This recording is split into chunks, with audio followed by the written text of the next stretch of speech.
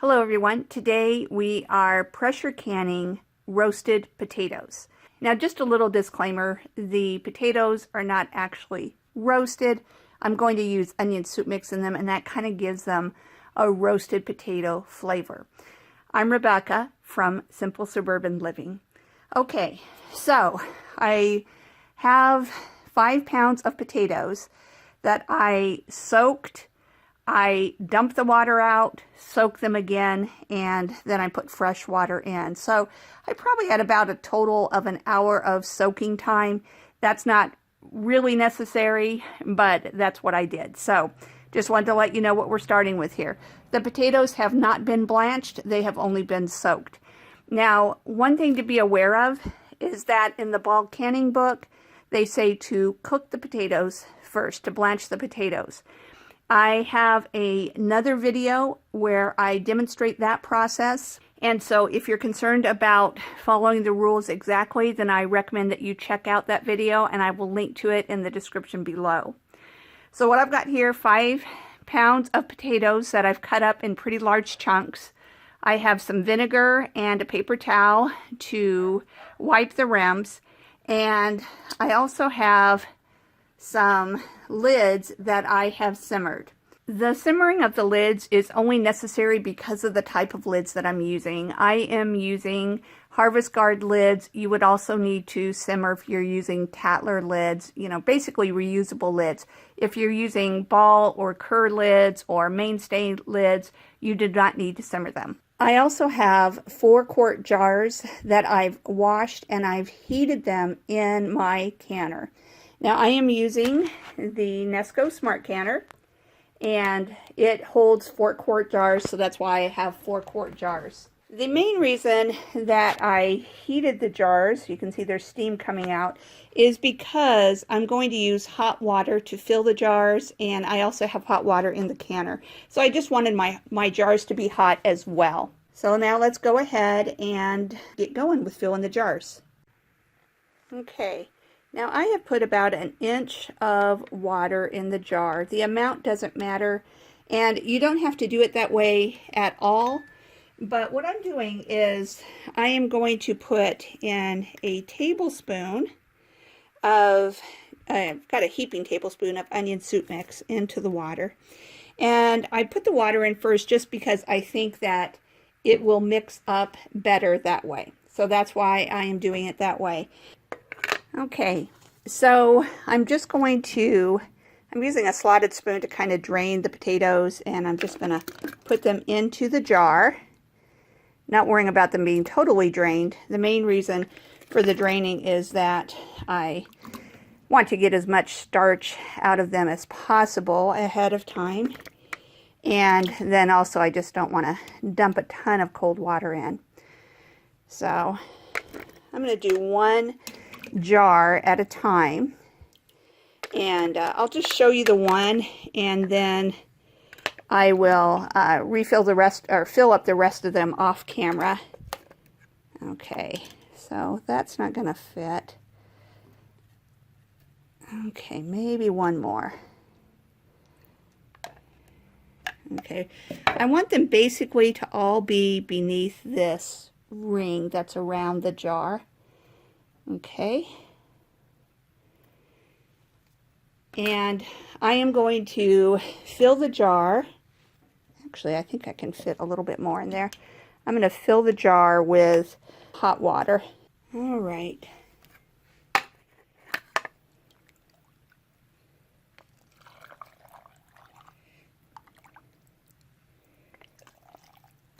Okay. All right, so I've filled the jar with water, and I'm going to use, I lost my regular debubbler, so I'm just using the the handle of this magnetic wand that is just kind of a typical thing that you use to get lids out of the water. Now that's when you use the magnetic lids. Since I am using the Harvest Guard lids, I'm not using it for that purpose, so just using it in this way instead. Okay. Now the purpose of the debubbling is to get any air bubbles out, And often you can fit more in after debubbling, but this is kind of interesting. I want to make sure everything is below the rim. And it doesn't really hurt if some of it is not covered with water, but then those potatoes might end up not looking that great. So you can see, if you look at the side, you might be able to see that there's a little bit of space. So I'm going to add a little bit more water in.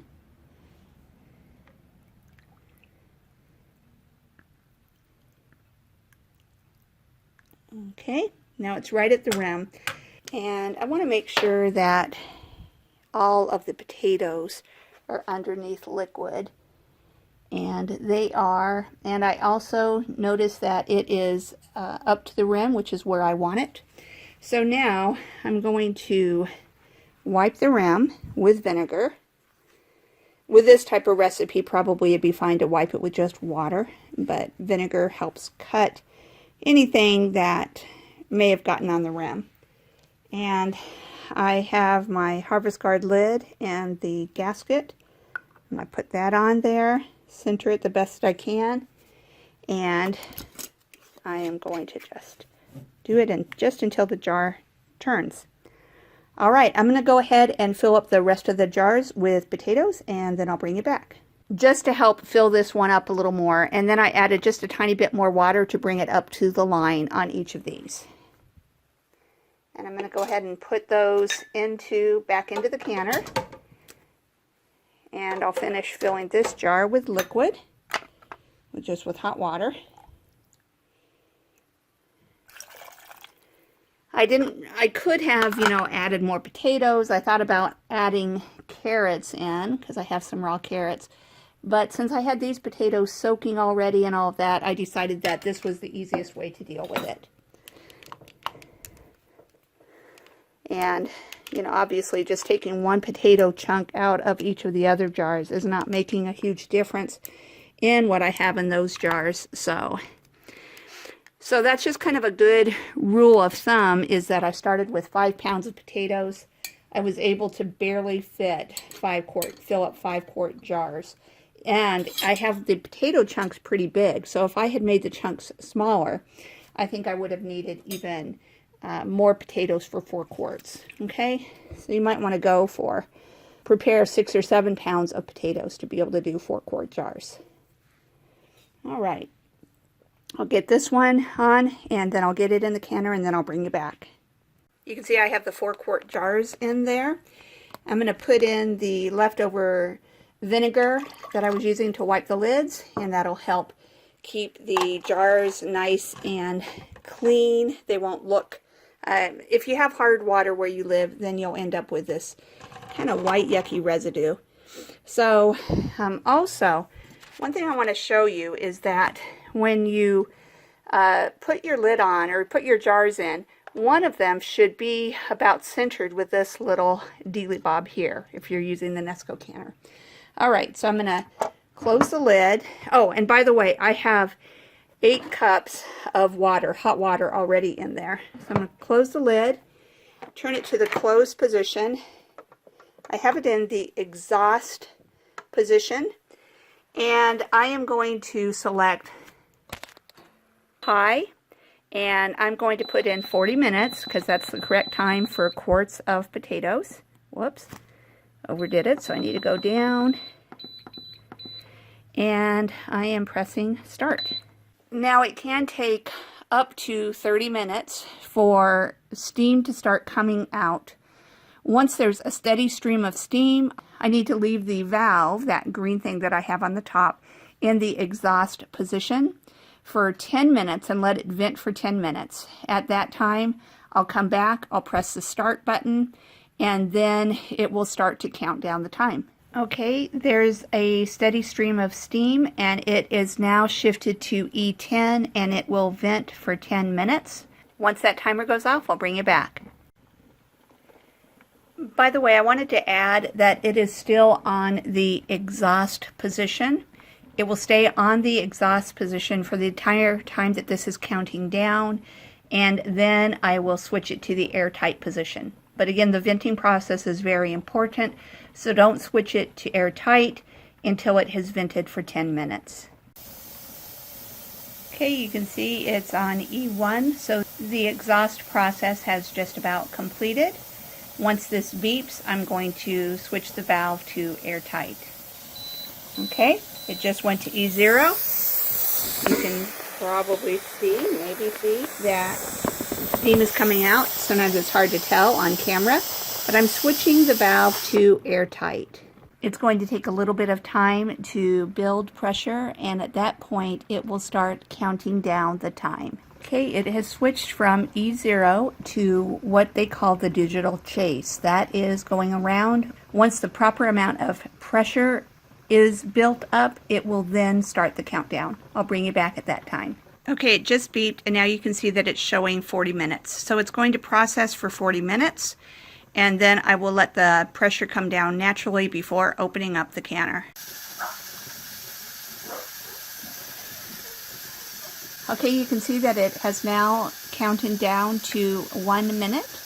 And so when the time finishes, this will beep and it will turn off. And so I will show you that and talk about what to do next. You can probably hear the steam is escaping. That's totally normal. It does that to allow the right amount of pressure. Okay, hopefully you heard the beeping, and it is now in the off position. I'm going to go ahead and unplug the canner, and then I'm just going to let it sit for, the Nesco manual says to let it sit for a minimum of an hour. I have found when I'm canning quartz, pressure canning quartz, that it takes closer to an hour and a half for the pressure to come down naturally. But the bottom line is, leave it in the airtight position. Don't do anything to speed up that process. So I'll bring you back when it's time to take them out.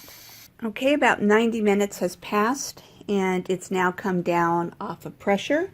So I'm going to open it, and I'm going to remove each of the jars. You can see they're still bubbling wonderfully. And from what I can tell, there hasn't been any siphoning. So that's always a good thing. So what I'm going to do now is I need to let them sit for about 5 minutes before I tighten the lids now, or tighten the rims. Now, if you're using ball or Kerr regular lids, you don't need to do that. You just need to let them sit. But since I'm using the reusable lids, that's a step that I'll need to take. I'll bring it back in just about 5 minutes when I do that part. Okay, these have been sitting for about 5 minutes, so I'm just going to tighten the lids. This one was already tight, so hopefully I didn't have it on too tight. If I did, when I put it into the canner, if I did, it may not seal properly, but we'll see. Same with that one. Okay. All right, so now the next step is to cover these with a towel and let them cool. The only purpose for the towel is to keep a draft. If there's any draft, it's to cover it and to prevent that from causing a problem. So I'm a little concerned because 2 out of the 4 didn't need to be tightened. And I think what happened is, normally when I use these Harvest Guard lids, I have, when I'm putting the lids on, I have them just on the table without anything. And there was this like vinyl tablecloth, and they might not have spun as well as they normally do. So that made it a little harder for me to know how much to tighten them. So if I have problems with these sealing, I'll let you know. That'll be kind of a lesson learned with the Harvest Guard lids. All right, I will bring you back in the morning and show you how they turned out. Okay, it is now later in the evening, and I just checked, and all 4 of the cans have sealed. So I'm looking forward to putting these into my pantry and using them the next time that I make a roast, or just any time that we want some potatoes. So I hope that you found this video helpful. If you did, I'd appreciate it if you would like the video And if you haven't already done so, if you would subscribe to my YouTube channel. Thank you so much, everyone. Have a great day.